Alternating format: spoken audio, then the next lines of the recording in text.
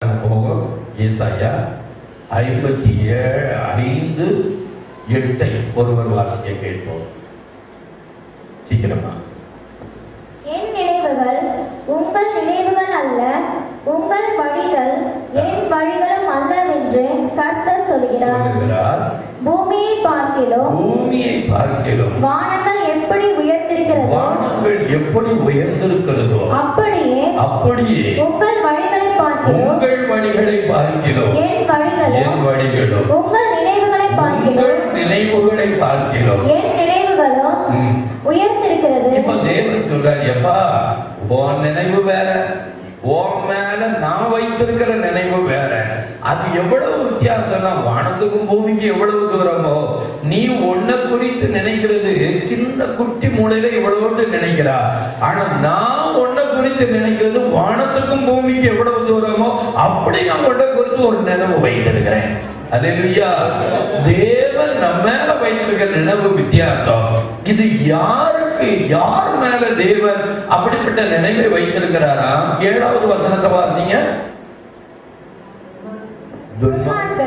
தன் வழியையும் அக்கிரமக்காரன்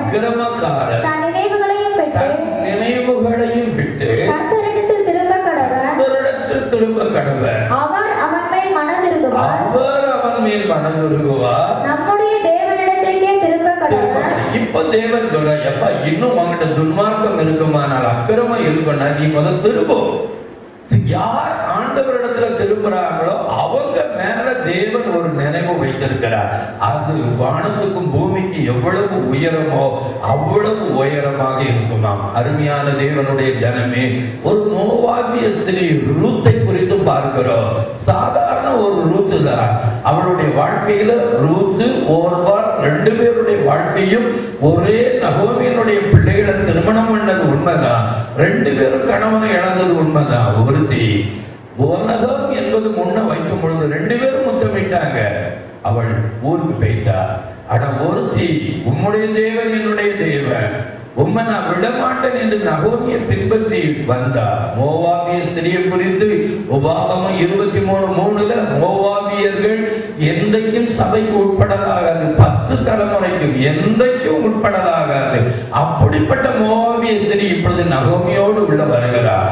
அவளுடைய நினைவெல்லாம் இப்பொழுது எந்த இடத்திலேயாவது வயல்ல போய் கொஞ்சோண்டு பொறுக்கலாம். யார் வயல்லையாவது சிந்துறத பொருட்களும் என்று அந்த நோக்கத்துல போகும் பொழுது, அருமையானவர்களே, தேவன் அவன் மேல ஒரு நினைவு வைத்திருந்தார். அதை அவள் அறியாதபடி பொறுக்க போகும் பொழுது தேவன் கொஞ்சம் சிந்த விடுறதுக்கு வைத்தார். அரிக்கட்டு நடுவே பொறுக்க வைத்தார். அவளை ஈனம் பண்ண வேண்டாம் என்று சொன்னார். அருமையானவர்களே, அது மட்டுமல்ல, தாகத்துக்கு தண்ணீர் பிடிக்கட்டும், அவளை கனம் பண்ண வேண்டும் என்று சொல்லி இப்படியெல்லாம் அவளுக்கு ஒரு உயர்வை கொடுத்தார். அருமையான தேவனுடைய ஜனமே, அவள் பொறுக்க ஆரம்பித்தாள். பொறுக்கதான் போனான். ஆனா தேவனுடைய நினைவு என்ன தெரியுமா? அந்த வயலுக்கு அவளை சொந்தக்காரியாக மாற்றிவிட்டார். அல்லேலூயா. இன்னைக்கு உங்க மேல தேவன் வைத்திருக்கிற நினைவு என்ன தெரியுமா? நீங்க பொறுக்க நினைச்சா கொஞ்சம் கிடைச்சா போதும் என்று வயலுக்கு வந்தது போல சபைக்கு வந்திருக்கலாம். தேவன் சொல்லுகிறார், இல்லப்பா, அந்த நோக்கத்தோடு அந்த நினைவோடு வந்த ஒரு ரூத்து மோவாபிய ஸ்திரிய நான் எப்படி அந்த வயலுக்கே சொந்தக்காரியாக மாற்றி போவாசுக்கு மனைவியாகி, யார் கண்கள்ல தயவு கிடைக்கும், வேலைக்காரிகள் கொஞ்சம் சிந்த விடுவார்கள் என்று எதிர்பார்த்தாலோ அந்த வேலைக்காரிகளுக்கு இவள் சம்பளம் கொடுக்கத்தக்கதாக அவர்கள் கைய இவ எதிர்பார்த்தார், இவ கைய அவங்க எதிர்பார்க்கிற அளவுக்கு அப்படி ஒரு நினைவோடு தேவன் செய்தாரே. அந்த தேவன் சொல்லுகிறார், சாதாரண நினைவோடு, ஒரு சின்ன நினைவோடு தேவன் எனக்கு இதை செய்தால் போதும், இதை செய்தால் போதும் என்று ஒரு சின்ன ஒரு எதிர்பார்ப்போடு வந்திருக்கிற சகோதரனே, சகோதரியே, உங்க நினைவு அது. ஆனா தேவனுடைய நினைவு உங்க மேல வானத்துக்கும் பூமிக்கும் எவ்வளவு தூரமோ அப்படிப்பட்ட ஒரு நினைவு உங்க மேல வைத்திருக்கிறார். நீங்க நினைக்கிறபடி அல்ல, தேவன் உங்களை குறித்து நினைக்கிறபடியே உங்கள் வாழ்க்கை வாழ்க்கையில் அவர் செய்ய போகிறார். அல்லேலூயா. இன்று ஒருவேளை உங்க சூழ்நிலை, உங்க மணிப்பேசு, உங்க நிலைமை எப்படி இருக்கோ அதுக்கு ஏற்ற மாதிரி உங்களுடைய நினைவு இருக்கலாம். ஆனால் தேவனுடைய நினைவோ உங்களை குறித்து ஒரு பெரிய நினைவோ. தயவு செய்து இந்த நாட்கள்ல இங்க அநேக மேல தேவன் ஒரு பெரிய எதிர்பார்ப்போடு இருக்கிறார், பெரிய நினைவோடு இருக்கிறார். ஒருவேளை இந்த வீடு வாடகைக்கு கிடைக்குமா என்று எதிர்பார்த்து கேட்கலாமா வேண்டாமா என்று நினைக்கலாம். அந்த வீட்டையே உங்களுக்கு சொந்தமாக கொடுக்க தேவன் ஒரு நினைவு வைத்திருக்கிறார். அல்லேலூயா. நீங்க நினைக்கலாம் இந்த பைக்ல நம்ம போறோம், இந்த காரை தொட்டு பார்க்க கூட முடியாது. என்ன அருமையாக கார் ஷோரூம், BMW, இது பென்ஸ் அப்படி பார்த்துட்டு அப்படிங்கிறான். ஆனா தேவனுக்கு தெரியும் இந்த கார் ஒண்ணு இல்லப்பா, உனக்கு ஒண்ணு உன் மகனுக்கு ஒண்ணு, அப்படி கொடுத்து உன்னை நான் கனப்படுத்த போகிறேன். அதை நீ அறியாது இருக்கிறாய். உன்னுடைய எங்க நான் பேசுகிறது எல்லாம் உண்மை. கர்த்தர் நம்ம மேல அப்படிப்பட்ட ஒரு நினைவு வைத்திருக்கிறார். வேதம் சொல்லுகிறது அவன் ஆசீர்வாதத்தை விரும்பாமல் போனான், அது அவனுக்கு தூரமாய் போகும். ஒரு மனிதனுடைய வாழ்க்கையில ஆசீர்வாதத்தை விரும்பும் பொழுது அது சமீபமாக வரும். இங்க இருக்கிற அநேகர் மிஞ்சி மிஞ்சி பேசி இன்னும் அதே நிலைமையில இருக்கீங்க. இந்த நாட்கள்ல உன் வாயை விரிவாய் தர நான் அதை நிரப்புவேன், உன் எல்லையை பெரிதாக்கு. ஈசாக்கு விதை விதைத்தது உண்மைதான். கர்த்தர் ஆசீர்வதித்ததினால் அந்த பஞ்ச காலத்தில் தேவன் 100 மடங்கு விளையும்படி செய்து அவனை கனப்படுத்தி வர வர விருத்தி அடைய வைத்து மகா பெரியவனாக மாற்றினது உண்மையானால் இந்த நாள்ல தேவன் சொல்லுகிறார், தேவன் உங்களை ஆசீர்வதித்தார், நீங்க மகா பெரியவனாக மாறுவீங்க. இதுதான் தேவன் உங்க மேல வைத்திருக்கிற நினைவு. உங்க மேல பொறாமப்படுகிறவங்க இந்த நாள்ல பொறாமப்படுறாங்களே, அவங்கள பார்த்து பொறாமப்படாதங்க. ஈசாக்கு மேல அவனுக்கு ஈக்குவலா பொறாமப்பட்டது அந்த தேசத்து ராஜா. அல்லேலூயா. இப்போ நீங்க பார்க்கிற இவன் உங்களுக்கு எதிரி கிடையாது. நீங்க யாரு தெரியுமா? அந்த இடத்துல பஞ்சம் வந்துச்சு. ஆனால் ஈசாக்கனுடைய வாழ்க்கையில தேவன் சொல்ற, இந்த தேசத்துல நீ குடியிரு, இங்க நீ இரு, நான் உன்னை ஆசீர்வதிப்பேன், இந்த தேசங்களை நான் உனக்கு கொடுப்பேன் என்று சொன்னார் தேவன். ஒருவேளை இந்த நாட்டுல இழப்பின் சத்தத்திலோ இழப்பின் மத்தியில் உள்ள சத்தத்தை கேட்கலாம்.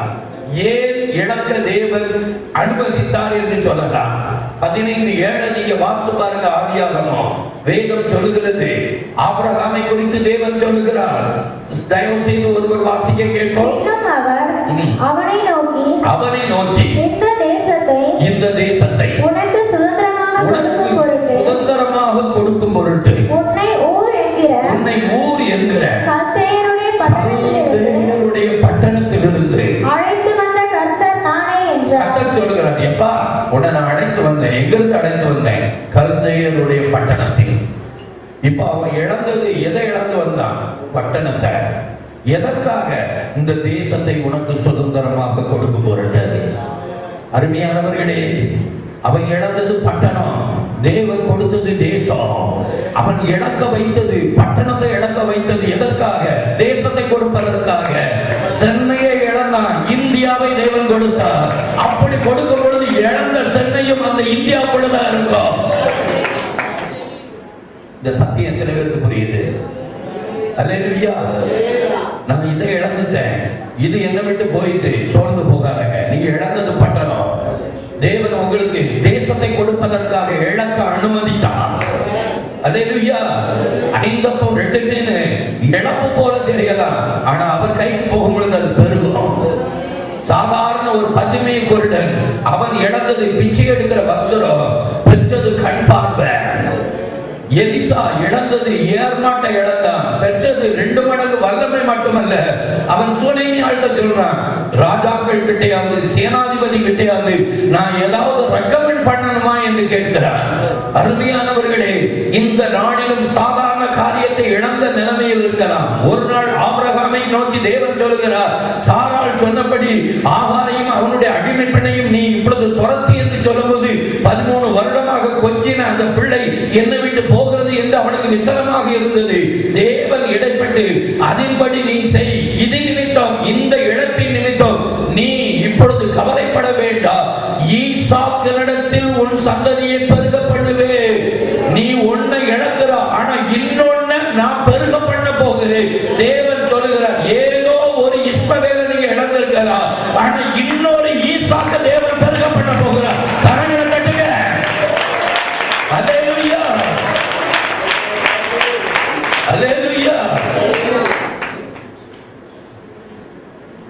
பரிசுத்த ஆவியானவர் இந்த நாளிலும் நம் மீது அவர் வைத்திருக்கிற அன்பை விளக்கப்படுகிறார்.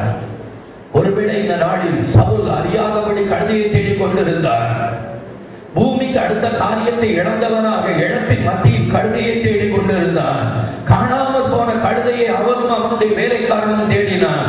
எங்கெல்லாம் தேடினான்? நீங்கள் 9:4 வாசித்து பாருங்கள். 1 சாமுவேலில் அங்கே வேதம் இப்படி சொல்லுகிறது. சரிசா நாடு, பல மலைகள், பட்டணங்கள், இதையெல்லாம் தாண்டினான். இப்படியெல்லாம் தாண்டி கடைசியாக வரும் பொழுது அவன் வருவதற்கு முன்பாக, ஒரு நாட்களுக்கு முன்பாக, சாமுவேல் தீர்க்கதரிசியை சந்திப்பதற்கு ஒரு நாளைக்கு முன்பாக தேவன் தெளிவாக சொல்லுகிறார், ஒரு மனிதன் வருவான், அவன் கழுதையை தேடிக் கொண்டிருக்கிறான், அவனை குறித்து இப்படி செய், அவனை இப்படி கனம் பண்ண வேண்டும், அவனுக்கு இப்படி விருந்து செய்ய வேண்டும், அவனை முதன்மையாக வைக்க வேண்டும் என்று சொல்லி இதை அறியாதவனாக அவன் கழுதை என்கிற நோக்கத்திலே அவன் இருக்கிறான். தேவனுடைய உயர்ந்த திட்டத்தை அறியாதவனாக கழுதைதான் பெரிது என்று கழுதை எண்ணமாக அவன் நினைவுள்ளவனாக இருக்கும் பொழுது தேவன் அவன் மீது ஒரு பெரிய நினைவை சாமுவேல் தீர்க்கதரிசிக்கு வெளிப்படுத்தினார். இந்த சத்தத்தை கேட்கிற உங்கள் வாழ்க்கையில் நீங்கள் இந்த நாளில் உலகத்துக்கு அடுத்த காரியங்களில் கழுதையை குறித்து நினைவோடு அது கிடைத்தால் போதும் என்று நீங்கள் இந்த சத்தத்தை கேட்டுக் கொண்டிருக்கலாம். தேவன் சொல்லுகிறார், இல்லை, உன் மீது நான் ஒரு திட்டம் வைத்திருக்கிறேன், அதை சாமுவேலுக்கு அறிவித்திருக்கிறேன், நீ அறியாமல் இருக்கிறாய், சீக்கிரமாக நீ அறிந்து கொள்வாய் என்று தேவன் சொல்லுகிறார். இப்பொழுது இப்படிப்பட்ட ஒரு சூழ்நிலையில் பின்னோக்கி போகத்தக்கதாக சவுலுக்கு ஒரு எண்ணம் வருகிறது.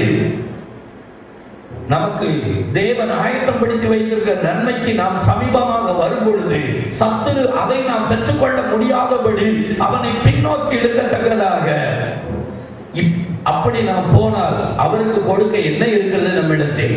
ஒரு கேள்வி.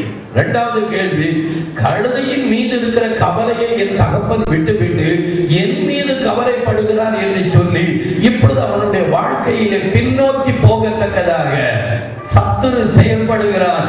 தேவன் அவனுக்கு நியமித்த ஆயத்தம் பண்ணினதை பெற்றுக்கொள்ள முடியாதபடி பின்னோக்கமான எண்ணங்களை சத்துரு கொடுத்து அதை பெற்றுவிடாதபடி தடை செய்கிற நேரத்தில் முன்னோக்கி இழுக்கத்தக்கதாக ஆவியானவர் செயல்படுகிறார். வேலைக்காரன் சொல்லுகிறான், உன்னிடத்தில் ஒன்றுமில்லாமல் இருக்கலாம், தின்பண்டங்கள் தீர்ந்து போனது உண்மைதான், அவரிடத்தில் கொடுக்க ஒன்றுமில்லை என்று சாக்கு போக்கு சொல்லுகிற சவுலே, எஜமானே, என்னிடத்தில் 4 சேக்கல் வெள்ளி இருக்கிறது என்று ஆவியானவர் முன்னோக்கி இழுத்து பெற்றுக் கொள்ளத்தக்கதாக நடத்துகிறார். அது மட்டுமல்ல அருமையானவர்களே, அப்பொழுது தண்ணீர் எடுக்க வந்த ஒரு பெண் பிள்ளைகள், தண்ணீர் எடுக்க வந்தவர்கள், சீக்கிரமாக போங்கள், இன்றைக்கு ஞான திருஷ்டிக்காரன் வந்திருக்கிறார், சீக்கிரமாக போனால் நீங்கள் பார்ப்பீர்கள் என்று முன்னுக்கு தள்ளத்தக்கதாக இந்த நாளிலோ உங்களுக்கு தேவன் வைத்திருக்கிற ஆசீர்வாதங்கள் சமீபமாக இருக்கிற நேரத்தில் நீங்கள் பின்னுக்கு இழுக்கக்கூடிய சிந்தனைகளை சத்துரு கொண்டு வரலாம். தேவன் சொல்லுகிறார், ஆசீர்வாதத்திற்கு நீ சமீபமாக இருக்கிறாய், நீ பெற்றுக் கொள்வதற்கு சமீபமாக இருக்கிறாய். ஆகையால் உன்னுடைய எண்ணங்களிலே இப்படிப்பட்ட தேவனோடு நெருங்க முடியாதபடி, தேவனுடைய சபைக்கு வர முடியாதபடி இப்படிப்பட்ட மனமடிவான காரியங்களை சத்துரு உன் வாழ்க்கையில் செய்கிறார். இப்பொழுது தேவன் சொல்கிறார், உன்னை நான் முன்னுக்கு இழுத்து கொண்டு வந்திருக்கேன். காரணம், உனக்கு உரியதை நான் உனக்கு பெற்று தரப்போகிறேன். உனக்கு உரியதை, உனக்கு நீ யார் என்பதை, உன்னுடைய குட்டி நினைவு அல்ல, அதையும் நிறைவேற்றுவேன். அதற்கு மேலாக என் நினைவை உனக்கு அறிவிக்க போகிறேன் என்று தேவன் அவனை இழுத்து வந்தது போல உங்களையும் இழுத்து வந்திருக்கிறார். சவுல் சென்றான், சாமுவேலை சந்தித்தான். ஞான திருஷ்டிக்காரன் யார் என்று சொல்லும் பொழுது நான் தான் என்று சொல்கிறான்.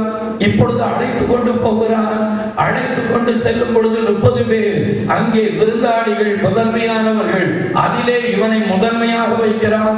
சமையல்காரனை கூப்பிடுகிறார். நான் உன்னிடத்தில் சொல்லி ஆயத்தப்படுத்தி வைத்திருந்த அந்த தொடர்ச்சந்தையும் அதனோடு இருக்கிறதையும் சவுலுக்கு முன்பாக வை என்று சொல்லி சவுலோடு பேசுகிறார். இது உனக்கென்று ஆயத்தமாக்கப்பட்டது. கரங்களை தட்டுங்க. ஹல்லேலூயா, ஹல்லேலூயா. தேவன் நமக்கென்று ஒன்றை ஆயத்தப்படுத்தி வைத்திருக்கிறார். அதை இந்த நாட்களில் நமக்கு முன்பாக வைக்க போகிறார். எப்பொழுது அதை அவன் பார்த்தானோ, எப்பொழுது அதை அவன் சாப்பிட்டானோ, அப்பொழுது அவன் யார் என்பதையும் தேவனுடைய நினைவை அறியத்தக்கதாக முதலாவது அகப்பட்டது. காணாமல் போன கழுதை அகப்பட்டது. அது மட்டுமல்ல என்று சொல்லி அவனை சற்று தனித்து நிற்க சொல்லி மறுநாளிலே அவனுடைய எதிர்காலத்தை, நீ இப்படி செல்லும் பொழுது இப்படி மனிதர்களை 3 மனிதர்களை பார்ப்பார், அவர்கள் இப்படி செல்வார்கள், 3 ஆட்டுக்குட்டியை கொண்டு வருவார்கள், 3 அப்பங்களை கொண்டு வருவார்கள், துருத்தியில் திராட்சரசம் கொண்டு வருவார்கள், உனக்கு கொடுப்பார்கள், மறுபடி தீர்க்கதரிசி கூட்டத்தை சந்திப்பாய் என்று வேகமாக சொல்லி உன்னையும் உன் வீட்டாரையும் இந்த நாளில் தேவன் எதற்காக தெரிந்து கொண்டார்? உன்னை ராஜாவாக தேவன் தெரிந்து கொண்டார். அல்லேலூயா. ஒரு கழுதையை தேடுகிற நினைவோடு வந்த அவனுடைய வாழ்க்கையிலே தேவனுடைய நினைவோ, கழுதையை தேடுகிறவன் மீது தேவன் ஒரு ராஜாவாக நினைவு வைத்திருந்தாரே. அந்த தேவன் சொல்லுகிறார், இந்த நாளில் நான் உன்னை தெரிந்து கொண்டதற்கு ஒரு நோக்கம் உண்டு. கழுதையை தேட அல்ல, ராஜாவாக உன்னை அபிஷேகம் பண்ண போகிறேன்.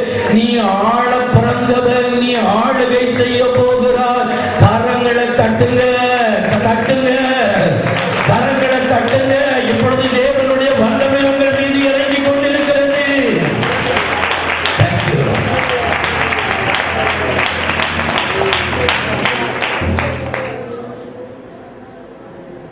அல்லேலூயா.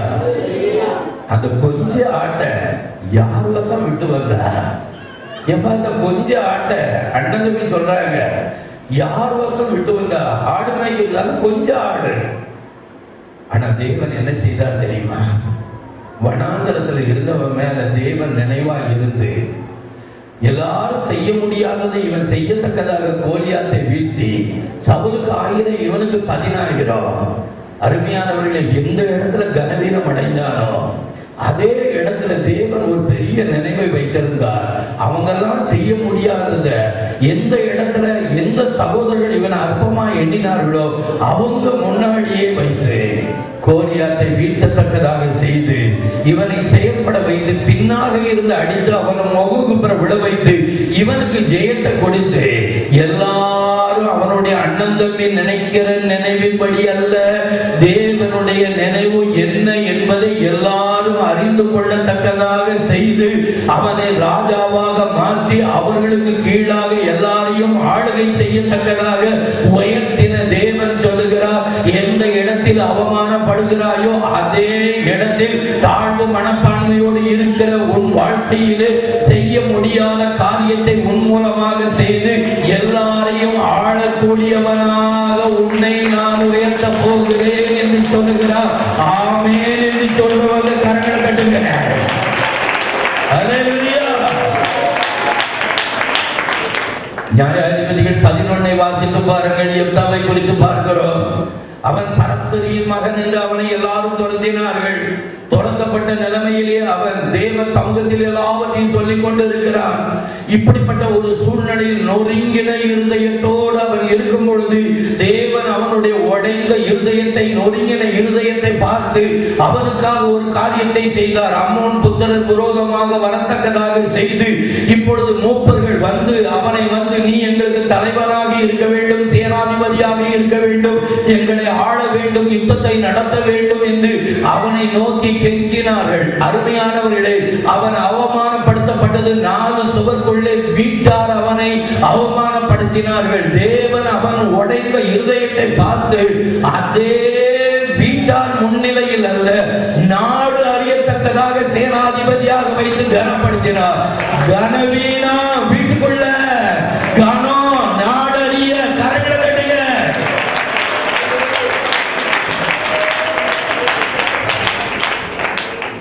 இந்த வார்த்தை ப்ராபசியா பேசினாங்க. என்னால நல்லா உணர முடியுது. ப்ராபசியா தேவன் தீர்க்க தரிசனமாக யாரோடையோ சொல்லுகிறார், சின்ன இடத்துக்குள்ள நீ அவமானப்பட்டு தலை குனிந்தாய், ஆனா தேவன் அதை அனுமதித்தார். உன்னுடைய நொறுங்கின இருதயத்தை பார்த்து கொண்டிருக்கிறார். யெப்தாவை போல இந்த நாட்கள்ல ஒரு காரியத்தை செய்து நாடறிய உன்னை அழைத்து உன்னை சேனாதிபதியாக, உன்னை எல்லாருக்கும் உயர்வாக வைக்கத்தக்கதாக, எல்லாரும் அறியத்தக்கதாக கனப்படுத்துவதற்கு இந்த கனவீனத்தை, தீமையை நன்மையாக மாற பண்ண போகிறார். கரங்களை கட்டுங்க.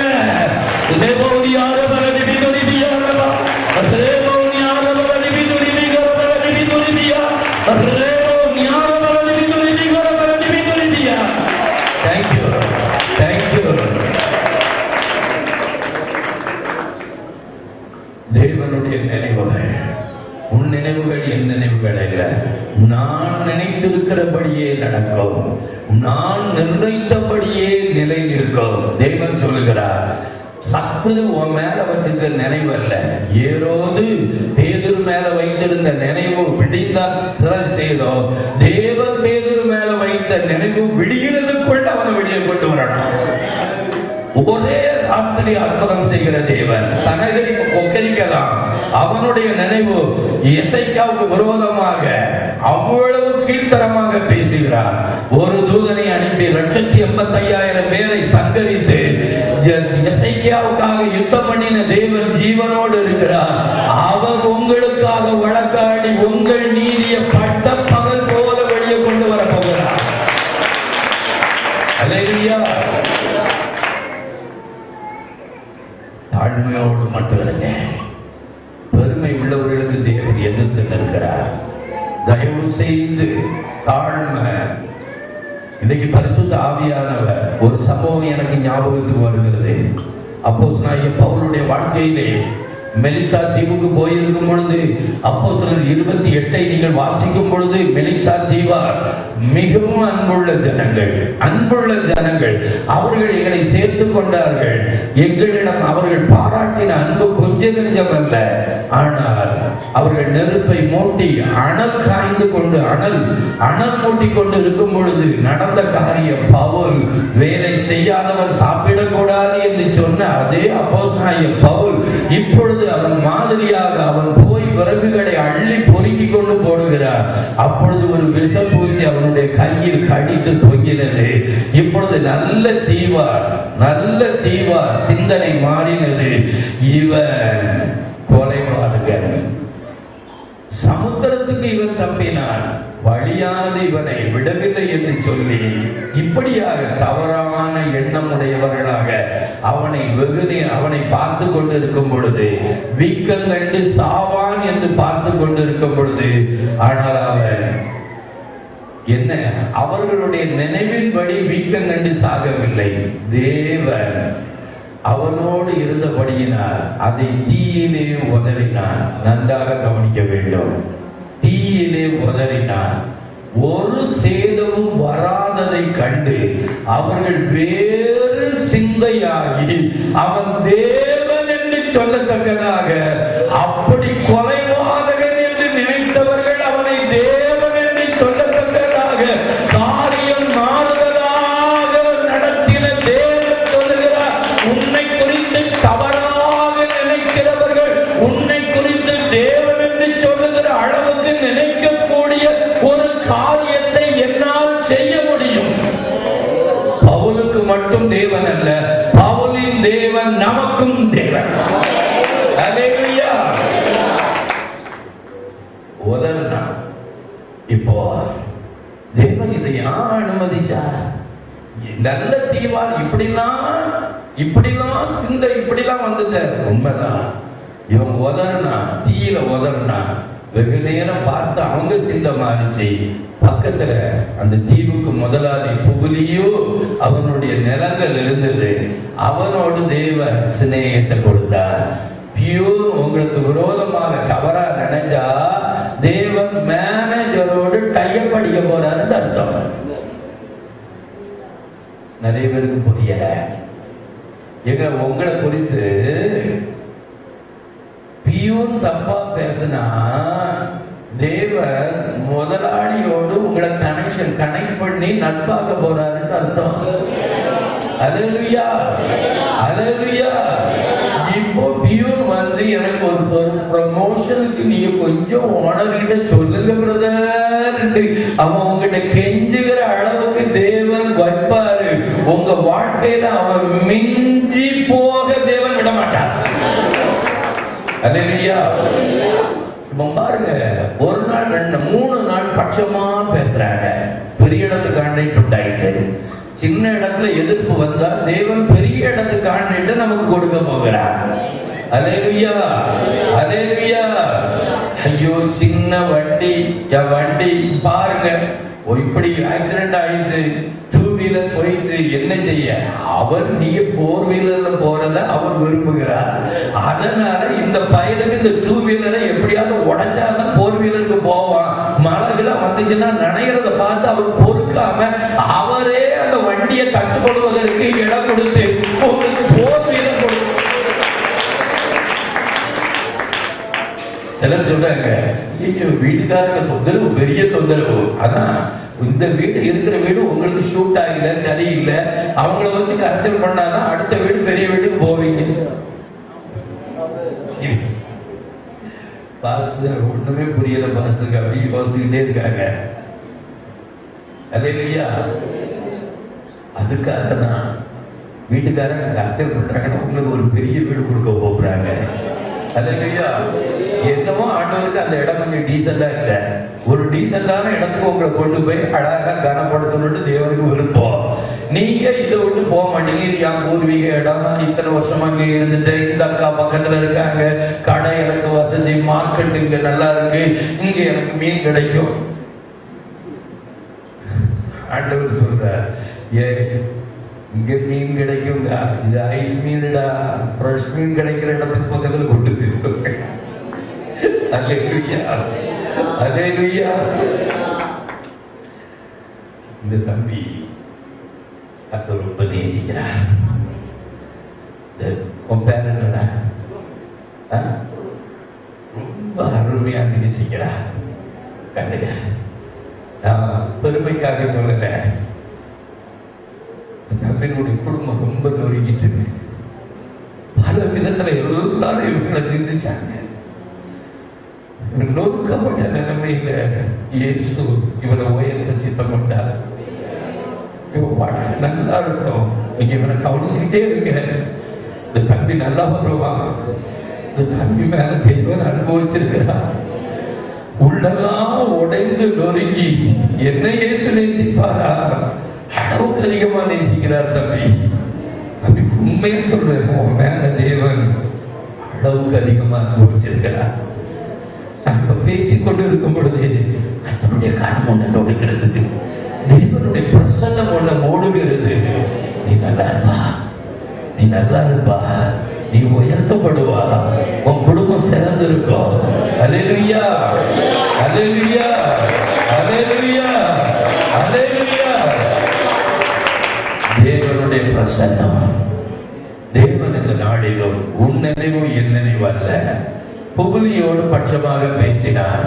இப்பொழுது புபிலினுடைய தகப்பன் வியாதியாக, ஜுரமாக, அவர் மரணத்துக்கு சமீபமாக இருக்கும் பொழுது பவுலை அழைத்து ஜெபிக்க சொல்கிறார். இவங்க தான் பார்த்தாங்க, எந்த கையில பாம்பு கடிச்சிச்சோ அது வழியா பாம்பின் விஷம் போய் இவனை சோலையை முடிச்சிரு, இவனை கொன்றும் நினைச்சாங்களோ, இவன் போய் கை வச்சான். அந்த கை வழியா சாவுக்கு ஏதுவா இருந்தவங்களை உயிர்ப்பிக்கிற வல்லமை அந்த அல்லேலூயா. உங்களுக்கு புரியுதா புரியலையா? மனுஷங்களாம் என்ன நினைச்சாங்க, இந்த விரல்ல வழியா விஷம் உள்ள போய் இவனை க்ளோஸ் ஆகிரும் நினைச்சாங்க. ஆனா தேவன் என்ன செஞ்சா, அந்த கை வழியாகவே போய் அவருடைய வல்லமையை வெளிப்படுத்தி ஜீவன் உண்டாகத்தக்கதாக அழிவுக்கு ஏதுவாக சத்துரு பாம்பை கடிக்க வச்சா. தேவனோ அதை உடனே இவங்க சிந்தையை மாற்றி அந்த கை வழியாக தேவ வல்லமை வெளிப்பட்டு அழிவுக்கு ஏதுவா இருக்கிறவங்களை ஜீவனுக்கு ஏதுவாக மாற்ற அந்த கையை பயன்படுத்தினார். பிசாசு உங்க பிள்ளைய அழிக்கிறதுக்கு கையில எடுக்கலாம். தேவன் சொல்லுகிறார், அவனை கொண்டு அநேக ரட்சிக்கப்படுவதற்கு நான் கையில எடுக்க போறேன். என்ன சந்தோஷமா இருக்கு தெரியுமா? என்ன மகிழ்ச்சியா இருக்கு தெரியுமா? என்ன ஒரு சந்தோஷமா இருக்கு. உங்களுக்கு எப்படி இருக்கோ தெரியல, ஆனா தேவன் சொல்ற, இல்லப்பா, அழிவுக்கு ஏதுவா இருக்கிற உன் கணவர், உன் புருஷன், உன் பிள்ளை இந்த நாட்கள்ல அப்படிப்பட்ட ஒரு சூழ்நிலையில இருக்கலாம். ஐத்திகனுடைய வீழ்ச்சி எல்லாத்துக்கும் கலக்கத்தை உண்டாகிச்சு. பவுலுடைய தொடுதல் அவனுக்குள்ள ஜீவன் உண்டாகி அவன் நிமித்தம் எல்லாரும் ஆறுதல் அடைந்தார்கள் என்று சத்திய வேதம் சொல்லுகிறது. யார் கலக்கத்துக்கு ஏதுவாக, எந்த பிரச்சனை உங்களுக்கு கலக்கத்துக்கு ஏதுவாக இருக்கிறதோ அதுவே உங்களுக்கு ஆறுதலாக தேவன் மாற்றி தரப்போகிறார். இப்போ எந்த கைவழியாக தீவுல உள்ள எல்லா வியாதியஸ்தர்களும் அவனை தேடி வந்தாங்க. இவன் தேடி போய் ஊழியம் செய்யல. இவன் அல்லேலூயா அல்லேலூயா நல்லா யோசித்து பார்க்கணும். இவன் நான் ரொம்ப உத்தமன் என்று இவனுடைய நீதியை அந்த ஜனங்களுக்கு விளக்கம் பண்ண இவன் முயற்சி பண்ணியிருந்தா நிச்சயமான முறையில இவன் தேடி போய் ஊழியம் செஞ்சிருக்கணும். இப்போ இவன் சும்மா இருந்தான், தேவன் யுத்தம் பண்ணினார். நல்ல கவனிங்க, நீங்கள் சும்மா இருப்பீர்கள், கர்த்தர் உங்களுக்காக யுத்தம் பண்ணுவார். இவன் சும்மா இருந்ததுனால இவனுக்கும் ஒரு தீமை வரல, பெரிய இடத்து பழக்கம் உண்டாச்சு, தேவ வல்லமை வெளிப்பட்டுச்சு. ஊழியத்துக்கு ஜனங்கள் தீவிர உள்ளவங்க எல்லாம் வந்து சுகமடைந்தார்கள். அல்லேலூயா. தேடி வந்தாங்க.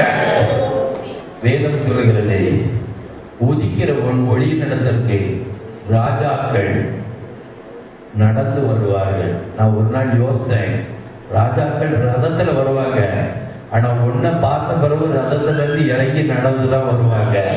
அப்படின்னா எப்படிப்பட்ட கனம் தேவன் கொடுப்பார்? யோசிச்சு பாருங்க. ராஜாக்கள் நடந்து வருவாங்க. நான் யோசிப்பேன், எதனால நடந்து வருவார்கள் இருக்கு. ராஜாக்கள் ரதத்துல தான் வருவாங்க, இல்லைன்னா குதிரையில வருவாங்க, ஷார்ட்ல வருவாங்க. இப்ப நடந்து வராங்கன்னா இவன் வீடு அங்க வரும் பொழுது அங்கெல்லாம் நிப்பாட்டிட்டு மரியாதையா நடந்து வராங்க. அந்த அளவுக்கு அல்லேலூயா. இப்போ எல்லாரும் சுகமானது மட்டுமல்ல, வேதம் சொல்லுகிறது அவர்கள் எங்களுக்கு அநேக மரியாதை செய்து உங்களை இந்த நாட்கள்ல ஜனங்கள் கனவீனமா பார்க்கலாம். தேவன் சொல்லுகிறார், அவன் உதற வேண்டியதை உதறலாம். இன்னொரு காரியம் சொல்றேன், உங்களை அறியாதபடி விஷப்பாம்பு கடிச்சது போல டிவி சேனல் தேவையில்லாத காரியங்கள், பொறாம பெருமை ஏதாவது உங்களை கடிச்சிட்டு விஷப்பாம்பு கடிச்சது போல தொங்கலாம். இன்னைக்கு உதற வேண்டியதை உதறுங்க. நிச்சயமா கனவீனமான இடத்துல உங்களுக்கு கனம் தேடி வரும். அநேக மரியாதை செய்து ஒருவங்க சல்யூட் அடிச்சிருப்பாங்க, ஒருவங்க மாலை போட்டிருப்பாங்க, ஒருவங்க ஒரு சால்வை போட்டிருப்பாங்க, ஒருவங்க ஒரு மோதிரத்தை போட்டிருக்கலாம். எப்படியோ அநேக மரியாதை செய்து கனவீனம் என்று வீட்டுக்குள்ள வேற செய்யற இடத்துல கனவீனம் என்று சொல்லுகிற சகோதரனே சகோதரியே, உதற வேண்டியதை உதறுங்க, உதற வேண்டியதை உதறுங்க, தீயில உதறுங்க. அப்பதான் திரும்பி அந்த பாவ பழக்கம் வராது. உதற வேண்டியதை உதறுங்க. தேவன் செய்ய வேண்டியதை ஒண்ணு உதறினா போதும், 7 நன்மையை தேவன் கொடுத்தார். அல்லேலூயா. அநேக மரியாதை செய்து நாங்கள் புறப்படும் பொழுது எங்கள் மணிப்பேசை நிரப்பினார்கள், எங்கள் பையை நிரப்பினார்கள், கூடையை கப்பலை நிரப்பினார்கள். அல்லேலூயா. நீங்க உதற வேண்டியதை உதறி பாருங்க. தேவனுடைய நினைவு என்ன தெரியுமா? உங்களுக்கு நிறைய மரியாதை கொடுத்து உங்க கப்பல் நிறைய நிரப்பணும் என்பதற்காக தான் அந்த கப்பல் சேதத்தை தேவன் அனுமதிச்சு இந்த பாம்பு கடிச்சு எல்லாரும் உங்களை தவறா நினைக்கிற ஒரு சூழ்நிலையை தேவன் அனுமதித்தது காரணம் உங்க கப்பலை நிரப்பணும், உங்களுக்கு அநேக மரியாதை கொடுக்கணும். அல்லேலூயா. உன் நினைவுகள் என் நினைவுகள் அல்ல. அருமையானவர்களே, மீதியானத சாயந்தர நேரம், இன்னைக்கு சாயங்காலம் நீங்க நல்ல ஆயத்தமா வாங்க. இன்னைக்கு ஒரு குட்டி ஜெபம் பண்ணி இந்த ஜெபம் அப்படி சிந்தனை பண்ணிட்டு போங்க. சாயங்காலம் ஆயத்தமா வாங்க. சாயங்காலம் உங்களுக்கு தேவன் ஒரு பெரிய விருதை வைத்திருக்கிறார். நிச்சயமான முறையில ஒவ்வொரு வரையும் தேவன் தொடுவார். நாம் பெருசு, எனக்கு அது தெரியும் இது தெரியும், வெத்து பாத்திரம் இருக்கு வரைக்கும் தான் என்ன பெருகிக்கிட்டு இருக்கோம். ஒரு மனுஷன் எனக்கு எல்லாம் தெரியும்னு சொன்னா திருப்தி அடைந்தவன் தேன் கொட்டையும் மிதிப்பான். தேன் என்னது? வேத வசனம். திருப்தி வந்துடாம தயவு செய்து ஒரு சிலர் பெற்றுக்கொள்ளாம இருக்கிறதுக்கு ஆனா பீனாவா இருக்கீங்க, அதிக பிரசங்கியா இருக்கீங்க. யாருக்குங்கிறத யோசித்து உங்களை தாழ்த்துங்க. அதிக பிரசங்கித்தனம் இருக்கக்கூடாது. எனக்கு ஒன்னும் தெரியாதுன்னு சொல்லணும். ஜெபம்னா என்ன தெரியுமா? ஜெபிக்க எங்களுக்கு கற்றுத்தாரும் என்று சொல்லும் போது இயேசு ஒரு உதாரணத்தை சொல்லுகிறார். என்ன உதாரணம் சொல்கிறார்? நன்றாக கவனிங்க. ஒரு சிநேகிதன் இடத்தில், எப்படி ஒரு சிநேகிதன், அவரையும் சிநேகிதனா இருக்கணும், மற்றவங்களையும் சிநேகிதன். ராஜரீக பிரமாணம், தேவனிடத்தில் அன்பு வரணும், மனுஷனிடத்துல அன்பு வரணும். ஒரு சிநேகிதனிடத்தில் பாதி ராத்திரி போய் அவனுக்கு முன்பாக வைக்க எனக்கு ஒன்றுமில்லை, 3 அப்பம் வேண்டும் என்று வருந்தி கேட்டான். ஒண்ணும் இல்லை, ஆண்டவரை சிநேகிக்கணும், ஜனங்களையும் சிநேகிக்கணும், ஒண்ணும் இல்லை. அப்பந்தான் 3 அப்பம் தருவார். அல்லேலூயா. அந்த 3 அப்பம் உங்களுக்கு தெரியும். சுகமாகி அப்போ, பரிசுத்தாவியாகி அப்போ, தயவு செய்து வேத வசனம் அப்போ. இந்த நாட்கள்ல இந்த அப்பத்தை தயவு கொடுக்கணும்னா வெறுமையா வரணும். வெறும் பாத்திரம் இருக்க வரைக்கும் தான் தீர்க்கதரிசியினுடைய மனைவி அவங்கிட்ட இருக்கிற எண்ணெய் பெருகும். இன்னைக்கு அபிஷேகம் பெருகணும், இன்னைக்கு நீங்க பெற்றுக்கொள்ளணும்னா வெறுமையா வரணும். எனக்கு தான் தெரியுமே, என்னோட தான் கர்த்தர் பேசுறேன். இது ரொம்ப டேஞ்சருங்க. இது மோசேனுடைய வாழ்க்கையில அவனுக்கு விரோதமாக அவ அக்காக்காரி, அவளுக்கு என்ன, நான் தானே வேணும் கூடையில கொண்டு தூக்கி போட்டேன் அப்படி சொல்லிட்டு கர்த்தர் எங்க கூட பேசலையோ. எப்பா ரொம்ப டேஞ்சர். கடைசியில என்ன ஆச்சு தெரியுமா? புரியுதா? அதனால தயவு செய்து, எங்களுக்கு தான் தெரியுமே, நாங்க பார்க்காத அப்படிலாம் நினைக்காதங்க. ஃப்ரெஷ்ஷா இன்னைக்கு ரட்சி பிறந்த குழந்தை போல வேத வசனம் சொல்கிறது.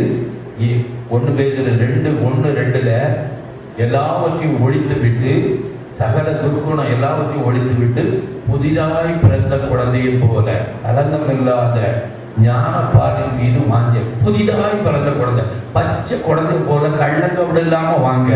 நிச்சயமா தேவன் இந்த நாள்ல ஆசீர்வதிப்பார். நான் எதுக்கு திரும்ப சொல்றேன்னா, ஒரு சில புதுசா வர்றவங்க அப்படி கீழ்ப்படிவாங்க. இந்த ஆவிக்குரியவங்களை கீழ்ப்படுத்த ரொம்ப கஷ்டம், ரொம்ப கஷ்டம். எங்களுக்கு தெரியாதா? அவரை அந்த பாஸ்டர் எங்களுக்கு தெரியுமே.